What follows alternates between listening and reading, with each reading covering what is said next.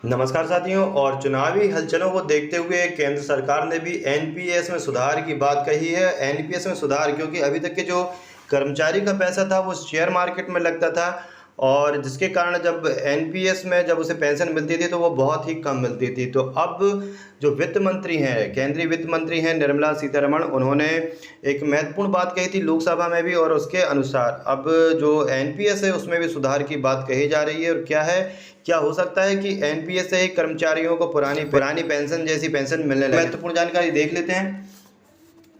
जानकारी नई दिल्ली से आ रही कि वित्त मंत्रालय ने नई पेंशन स्कीम में सुधार करने के लिए वित्त सचिव की अध्यक्षता में समिति स्थापित करने की घोषणा कर दी है। आदेश भी निकाल दिया गया है, तो हम आपको आदेश भी दिखाएंगे कि जो आदेश है पुरानी पेंशन और नई पेंशन में क्या सुधार हो सकता है।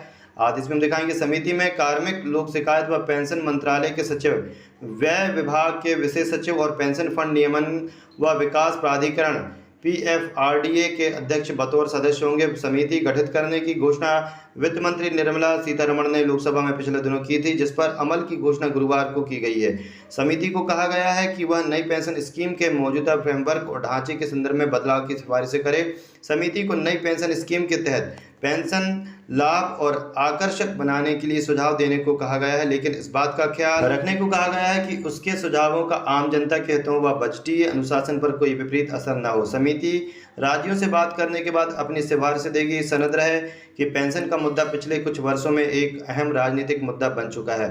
हिमाचल प्रदेश में कांग्रेस को मिली जीत में पुरानी पेंशन स्कीम की बड़ी भूमिका मानी जाती है।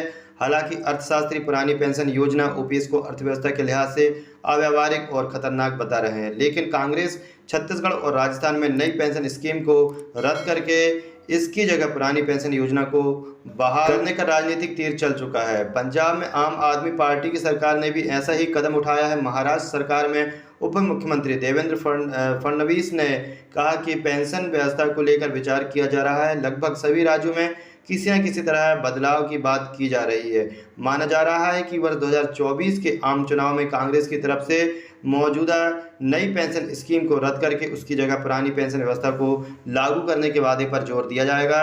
इस बढ़ती राजनीतिक सरगर्मी को देखकर ही वित्त मंत्री की तरफ से सरकारी कर्मचारियों के लिए लागू मौजूदा एनपीएस में बदलाव करने पर समिति गठित की गई है। माना जा रहा है कि समिति राज्यों से मशविरा करेगी और लिखित विचार लिए जा सकते हैं। तो कांग्रेस ने जो है मन बना लिया है, यदि वो प्रदेश सरकार में आती है तो प्रदेश में पुरानी पेंशन लागू कर देगी, और आने वाला जो लोकसभा का चुनाव होगा उसमें भी फुल मूड से जो है कांग्रेस पुरानी पेंशन को लागू करने के वचनबद्ध रहेगी, और हो सकता है कि इस कारण जो है कांग्रेस को कुछ फायदा भी मिल सकता है। तो आपके क्या विचार है, कमेंट बॉक्स में जरूर। तो ये आदेश आप देख सकते हैं जो कि एनपीएस में सुधार के लिए यहाँ पर दिया हुआ है। ये 6 अप्रैल 2023 का आदेश है। Government of India, ministry of finance, department of expenditure. तो ये आप देख सकते हैं यहाँ पर सब्जेक्ट में लिखा हुआ है, ऑफिस मेमोरेंडम में सब्जेक्ट लिखा है कि setting up a committee to review the pension system for government employees. तो यहाँ पर आप देख सकते हैं ये पूरी जो जानकारी यहाँ पर समिति का जो गठन हुआ है उसमें कौन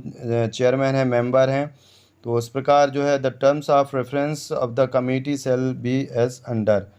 तो एक आदेश निकाल दिया गया है यहाँ पर, जो कि पुरानी पेंशन और नई पेंशन, यानी नई पेंशन में क्या सुधार किया जा सकता है जिससे कि कर्मचारियों को ज़्यादा से ज़्यादा लाभ हो।